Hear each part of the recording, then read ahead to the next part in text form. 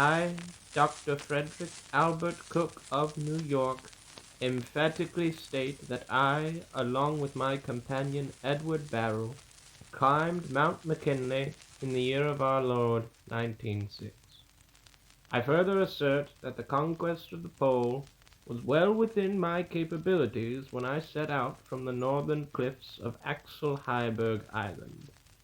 Regrettably, I can now admit that any claims of attaining the Big Nail were in fact exaggerations. My gallant companions, two Inuit by the names Itukashuk and Awela, accompanied me north with a team of 26 dogs.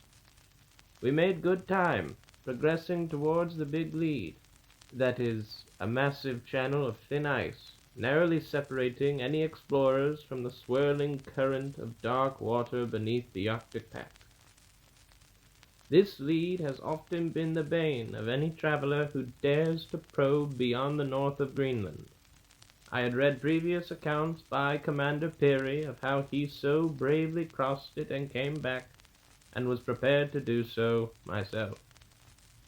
As we three neared the Big Lead, however, I felt a strange feeling deep within my stomach. Nay, not the stomach, but the soul itself. My soul seemed to quiver and come to life, and yearned to leap bodily from my frame and dash back to the warmth and safety that lay many miles astern of our sledge. It began when we saw the black belt of the lead roll up over the horizon, and intensified the nearer we came.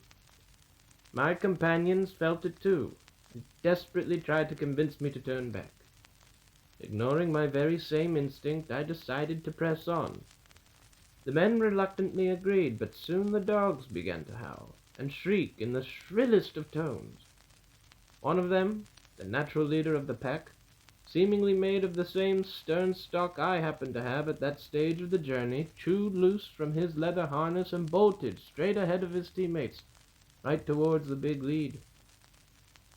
I suppose that he was impatient with his fellow companions, just as I was getting, and in a playful fit I decided to chase after him. But as I ran, I began to feel a strange pulsation within me, a strange yet determined pounding at my back. I fancied it to be my very soul, manifesting itself within, trying to escape before I reached the lead. I was not 300 yards from the dreaded rift in the ice when my right hand began to peel apart. The skin beneath my fingernails rolled back, like the peel of a banana, and in an instant a degloving effect took place. I dropped to my knees in the snow, now colored by a splatter of crimson, and shrieked in horror. I looked up to where the dog had been running.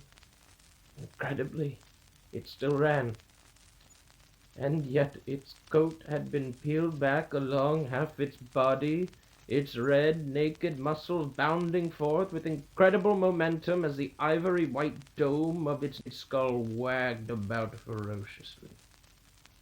A mist enveloped it, and it was gone.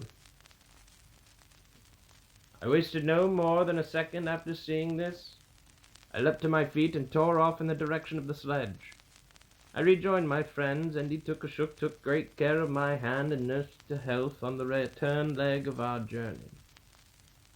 From this safe distance, I observed this cosmic barrier that kept me frustratingly at bay. A curtain, or rather a distinct shimmer, quivered, pulsated, bubbled along the edge of the ice, seemingly emanating from that gurgling black ribbon of frigid water that sickeningly snaked along the horizon.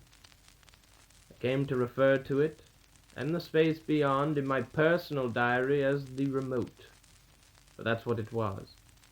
A barren existence beyond the reach of man at the top of the world, devoid of life, or at least life as we know it. I decided that rather than return home and admit defeat and allow other explorers to risk their lives after me in the search for the North Pole and thereby penetrate the remote, it would be far better to claim the pole in order to dissuade future visits. Commander Peary, I am not too convinced the man reached the pole.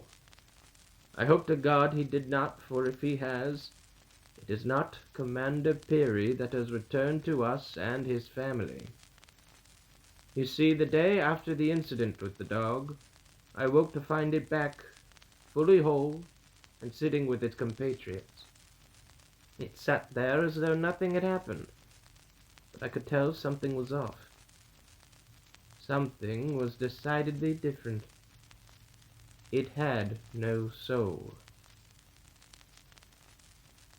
I shot it on the spot, and we immediately made our way south, leaving the carcass of this disciple of the remote behind. One last thing that further eludes my understanding.